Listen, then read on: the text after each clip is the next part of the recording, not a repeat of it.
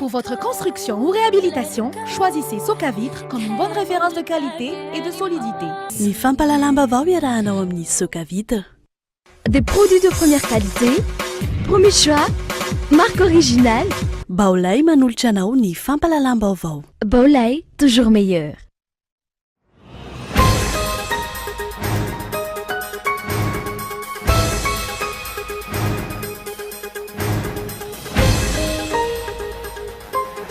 Lasa nyvahiny avokoa ny orinasa-mpanjakana izay kitry faran'ny firenena sy miantoka ny fandrosoana. Ny mampametra-panontaniana, olona manana maizy azy avokoa ny manana andraikitra goavana amin'izany. Atsoatsy tsy han'ny orinasa-mpanjakana intsony ny firenena malagasy. Ny tombotsy mizana ny fahasimbany lalam-pirenena faefatra amby efapolo ankoatra ny fahasimbany izay lalam-pirenena izay vokatry ny fiarabe mivezivezy. Amin'ity laliny ity potika ihany koa ny tetezana roa ao betsakaka izay ataon'ny fokon'olona fivelomana.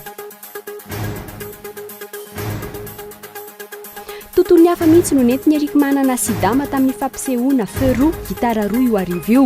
Noho ny tsy mahalefy laza ny mozika akostika no antony regoavana nampiarahan'ireo mpanakanto ny gitara ho famaranana ny fitetezam-paritra nataon'izy ireo tany ampitaraka izany no nentina tamin'ny mpakafy teo amin'ny CCSK androany. Raniantsy prime izay no entina aminao afaka fotoana fohy.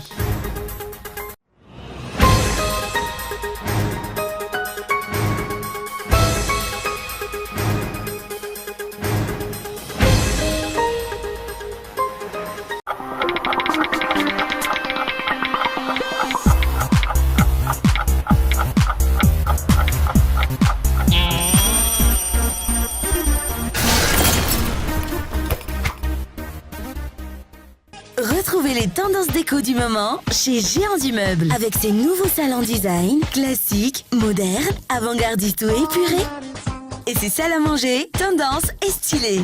Et des accessoires de tous les styles pour agrémenter votre mobilier. Découvrez de nombreuses idées innovantes dans notre showroom. Apportez une touche de fraîcheur dans votre intérieur. Géant du Meuble, bien moins cher, bien chez soi. Géant du Meuble, Tanzbat et Béorirk, téléphone 22 571 73. La grande marque asiatique en électronique qui commence à imposer son empreinte à Madagascar. Jayo. Des subwoofers top et de qualité dotée de leurs fonctions à petit prix. Grande promotion chez Baolay.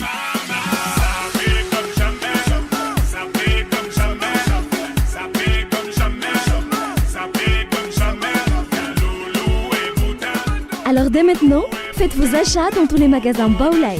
Baolay, toujours meilleur. Pour votre construction ou réhabilitation, choisissez Soka Vitre comme une bonne référence de qualité et de solidité. En menuiserie aluminium, rideaux métalliques, volets roulants, vitres et tôles. Alors, décidez dès maintenant et venez visiter notre showroom à Indutapenak, Soka Vitre, très sincèrement à votre service.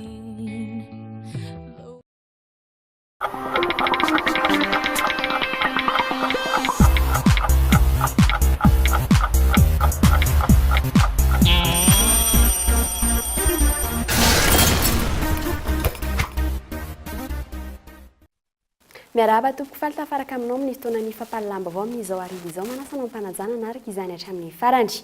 Araka ny fanambara taminao tany anatin'ny lohatenim-baovao dia lasa nyvahiny avokoa ny orinasa-mpanjakana izay kitry farany firenena sy miantoka ny fampandrosoana ihany koa amin'izao fotoana izao. Ny mampametra-panontaniana moa dia olona manana maizy azy avokoa ireo manana andraikitra goavana amin'izany ary atsoasy dia tsy hanana ny orinasa-mpanjakana intsony ny firenena malagasy fa amidy amin'ny vahiny avokoa izany. Matoa andahatsoratra Iboaza Razanatsoa.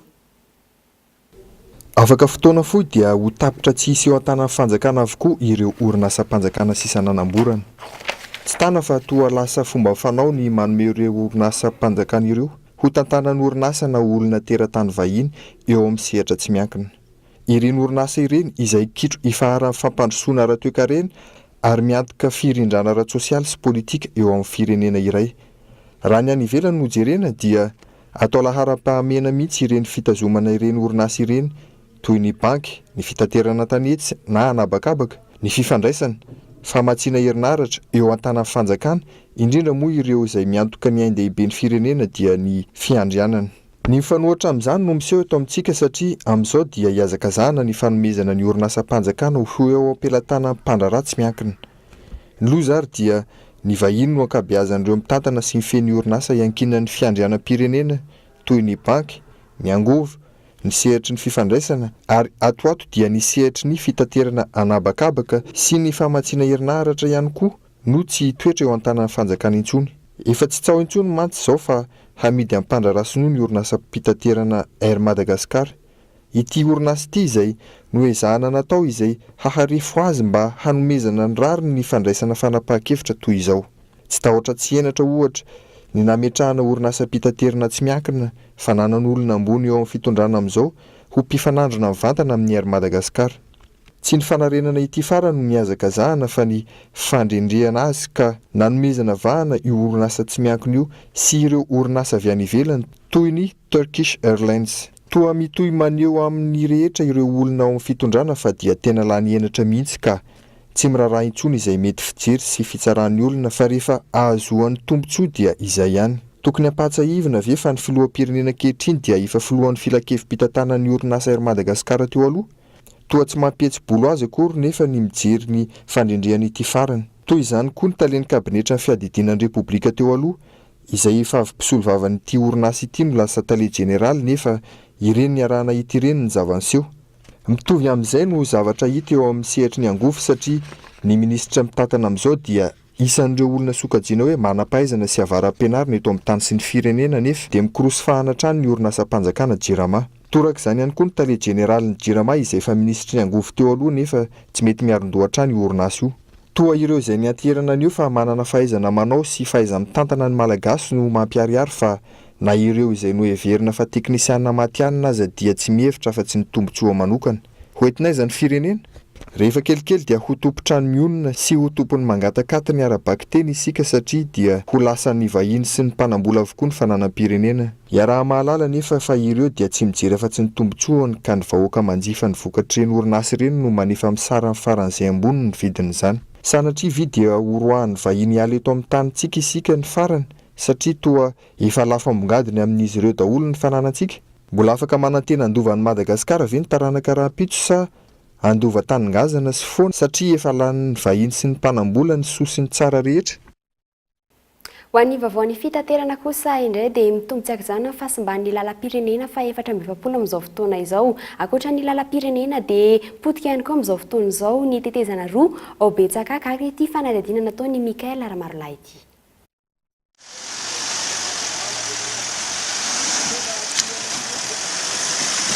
Sombiny amin'ny olana sedrain'ny mpitatitra avy any aloatra ny fahasimban'ny tetezana toy izao. Manampitrotraka izany ny fotoana lanin'izy ireo izay mitombo avy telo eny vokatry ny fahampitehan'ny lalana. Ankoatra ny krisakrisa tsy maintsy ihan'izy ireo amin'ny vanim-potoanan'ny orana, filarina toy izao ihany koa no miampita ireto tetezana ao Bekatsaka ireto, ny PK 68 sy ny PK 69. Efa misy fiaran'ny kroma ihany koa ny varina teto amin'ity tetezana ity. Samanana ny hazo atao hiampitan'ny fiara eto amin'ity tetezana ity mponina ety an-toerana ary misy sarany isaky ny fiara araka izany no fiampitanany tetezana. Raha ny RN 44 aloha dia tsisy mikarakara mihitsy. Eo zany andoavana vola daholo rehefa tsy afaka ny tomobila.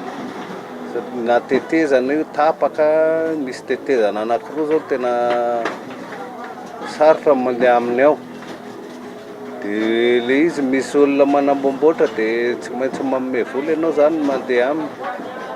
Dia lalana koa rehefa avy ny orana misy le lalana fotaka sy ny rano dia eo koa dia fifanosehana ny tomobila dia mandoa vola koa ianao. Tetezana zao le anankiroa le eo Bekatsaka, le hoe Bekatsaka.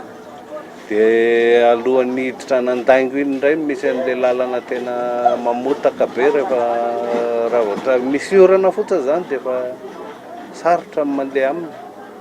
Tokony mba sy fanjakana fanaraha-maso ihany izy amboarina salamzava. Taxi brosy zao mandalo na rehefa tôbila dia mandoa vola zany amin'ny fokon'olona zay vao tafita ny tôbila.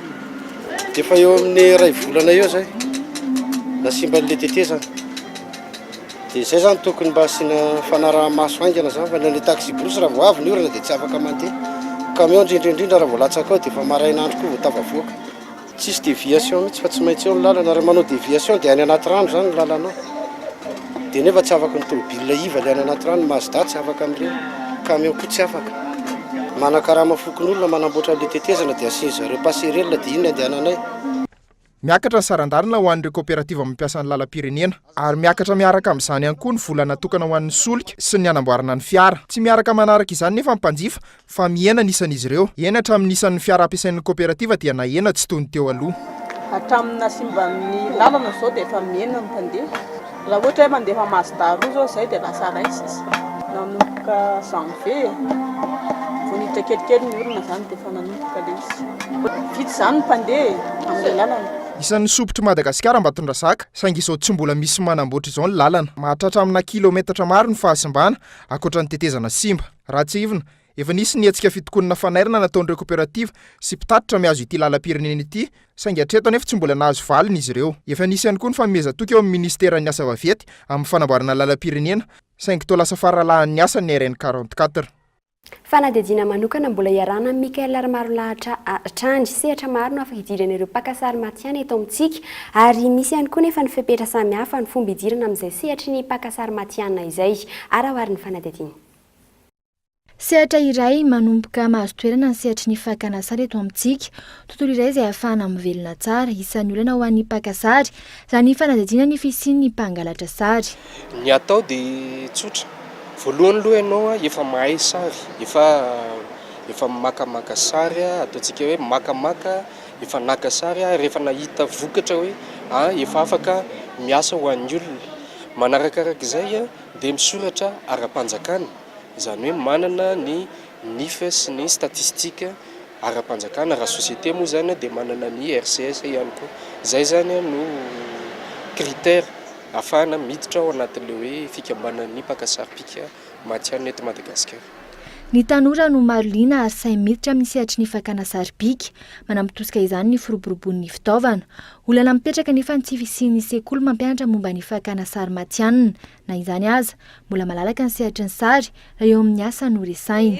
Mbola azoko lazaina hoe mbola malalaka ihany le sehatry ny sary fa mila mahay misafidy tsara ny tsirairay hoe inona ny domaine d'activité koa haiko sy afantarana anahako sy ny orinasako. Mbola azo lazaina hoe malalaka be sehatry ny sary fa mila tsy mivangongo amina sehatra anankiray. Raha mivangongo amina sehatra iray daholo dia lasa ohatrany hoe saturé le marché. Nefany misy asa hafa mbola sehatra ny sary mbola malalaka be. Ny sary ane araka ny teneniko teo malalaka be ao ny sarina mariage, sary ho ana orinasa, sary any anaty ranomasina, sary aérienne, sarina trano be da be fa izay ny hoe mila misafidy hoe inona no tena afantarana anahako. Raha toa ka tsy mbola misy kosa ny fampianarana ambony momba ny sary-pika, efa misy ihany ny fianarana manao izany na dia mbola ampiarahana amin'ny taranja hafa ary. Lanja iray goavana ihany kosa ny fahaizana fototra momba ny fakana sary. Samy manana ny anazy ny olona fa za manokana izany toetrako ihany nalevako anatin'ny sary.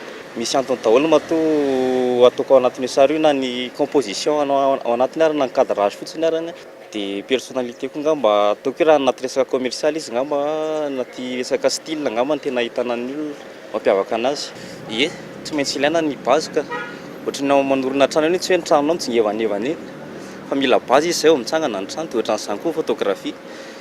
Tsy maintsy mahafantatra ny base ianao zay ho fantatranao inona zavatra tokony ataoko. Dia izay ianao vao mahita hoe aty ny lalana liako na aty ny lalana liako. Mandidina ny roapolo hatreto ireo mpakasary matianina izay mivondrona ao amin'ny UPPM na ny Union des photographes professionnels de Madagascar.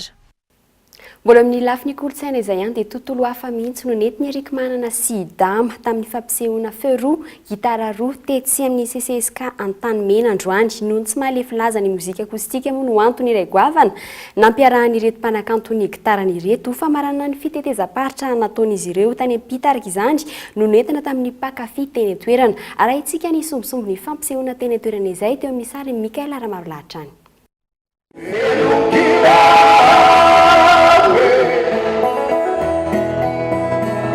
Nilanta avo hati takatu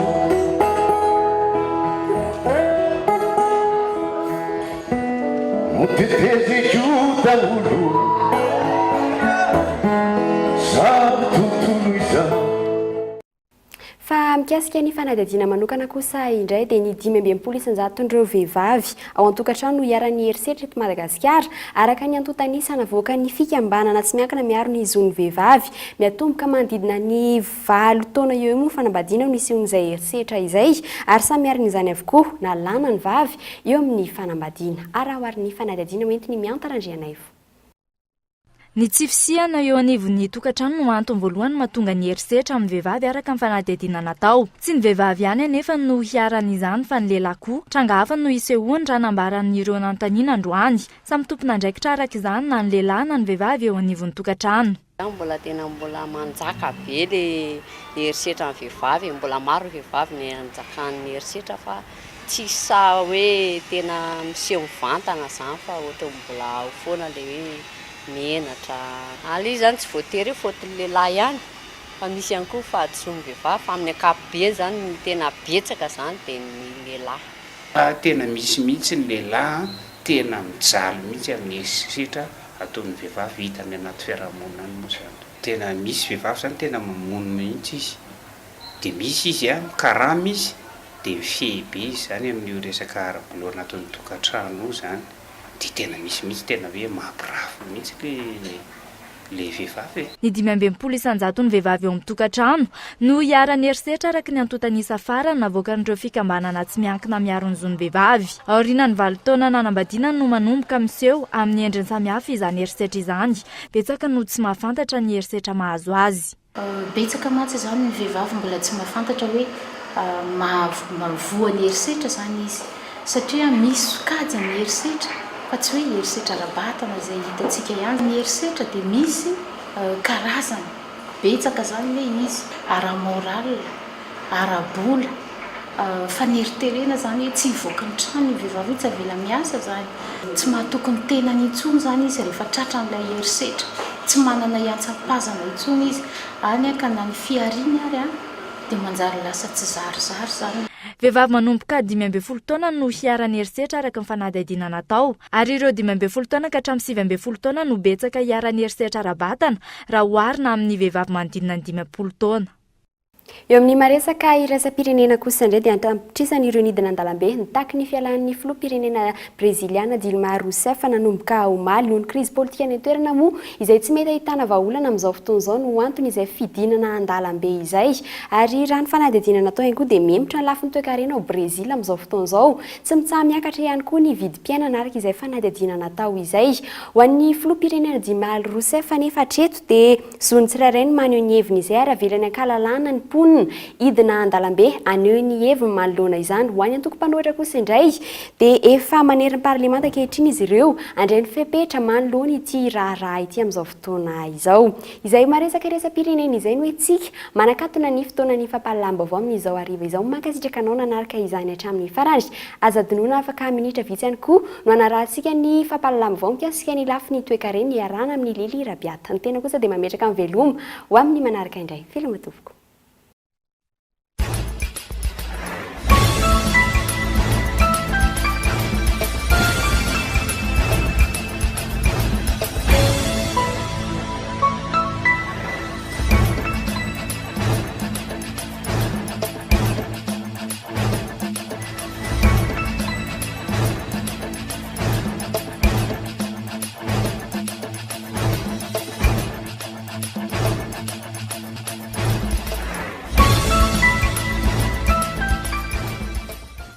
Pour votre construction ou réhabilitation, choisissez Socavitre comme une bonne référence de qualité et de solidité. Ny fampahalalam-baovao ny arahanao tamin'ny Socavitre. Des produits de première qualité, premier choix, marque originale. Baolay nanolotra anao teo ny fampahalalam-baovao. Baolay, toujours meilleur.